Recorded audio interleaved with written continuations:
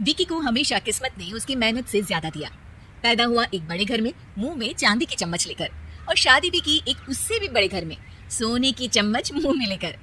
उसे मेहनत करने का शौक नहीं था, एक शौक था, वो भी घटिया शायरी करने का। उसकी हर बात शायराना ही होती थी। जैसे कि एक दिन, दूर से देखा तो चांद पे दाग था, दूर से देखा तो चांद पे दाग था, पास से देखा साबुन का छाग था। ठोको ताली। अरे ऐसी शायरी करोगे तो ताली तो पता नहीं कोई तुमको ही ठोक देगा। शायरी वो बिल्ली है जो किसी का भी रास्ता रोक दे, और क्या मैं किल हूँ जो कोई मुझे ठोक दे। मुझे तो आपसे बात ही नहीं करनी। मैं निकला था गाड़ी लेके, लेकिन दौड़ के जा रहा हूँ। मेरी शायरी कोई नहीं सुनता, मैं घर छोड़ के जा रहा हूँ। धीरे बोलिए जी, मम्मी पापा को पता चल जाएगा तो तुमको सच में तुम्हारे मायके भेज देंगे। सस्ते साबुन से मेरी कॉलर चमकी नहीं, सच में चला जाऊंगा, मेरी बात कोई धमकी नहीं।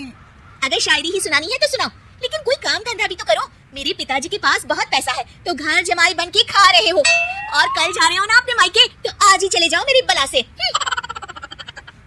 हमें तो अपनों ने लूटा, गैरों में कहाँ दम था हमें। अरे चुप हो जाओ, तुमको मिर्जा गालिब की कसम। अरे जाना है तो जाओ, लेकिन पहले मेरे मम्मी पापा से मिलकर जाओ, वरना वो क्या सोचेंगे। लेकिन विकी अकेले ही अपनी कार लेकर अपने मायके यानी कि अपने खुद के घर पहुंच जाता है। अरे बेटा, तू अचानक, बहू कैसी है? अरे माँ, बहू तो बिल्कुल बदल गई है, मुर्गी हाथ से निकल गई है। अरे क्या हुआ बेटा? उसकी आती नहीं है, मेरी जाती नहीं है, मैं करता हूँ शायरी, उसे भाती नहीं है।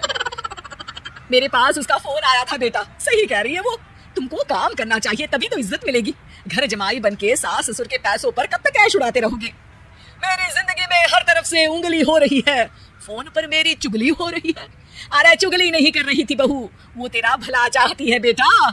सूखे हुए कपड़े को भी गीला कह रहे हैं लोग, चुगली करने को मेरा भला कह रहे हैं लोग। ठोको ताली। ये सुन के माँ अपने हाथ से अपना सर पीट लेती है।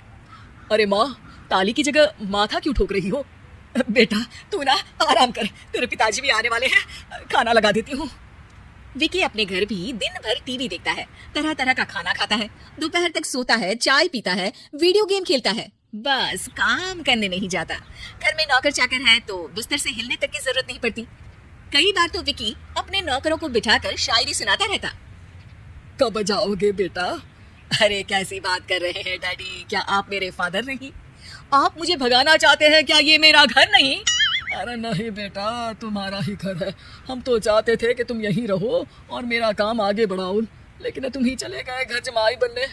अरे मेहनत तो गधे भी करते हैं, मैं अच्छी किस्मत लेके पैदा हुआ हूँ, मैं घर जमाई हूँ, ससुराल का फूल गेंदा हुआ हूँ। ठोको ताली। पिताजी और माँ सच में ताली बजा देते हैं। ऐसा पहली बार होता है जब विकी की शायरी पर किसी ने ताली बजाई हो। अरे आप लोग सच में ताली बजा रहे हैं? हाँ हाँ बेटा, तुम्हारे ससुर का फोन आया था, बोला जब तक घर जमाई जी कोई काम ना करने लगे हमारे यहाँ मत भेजना। अब तू तो काम करने से रहा और तुझे रहना भी है हमारे घर में ही, करेगा भी शायरी ही, और बार बार ठोको ताली बोलेगा तो आदत डाल ही लेते हैं ताली ठोकने की। विकी उसी वक्त खड़ा होता है और बहुत गुस्से में सीधे ससुराल के लिए निकल जाता है। फिर से आ गए? लेकिन सुमन को देखते ही विकी पिघल जाता है।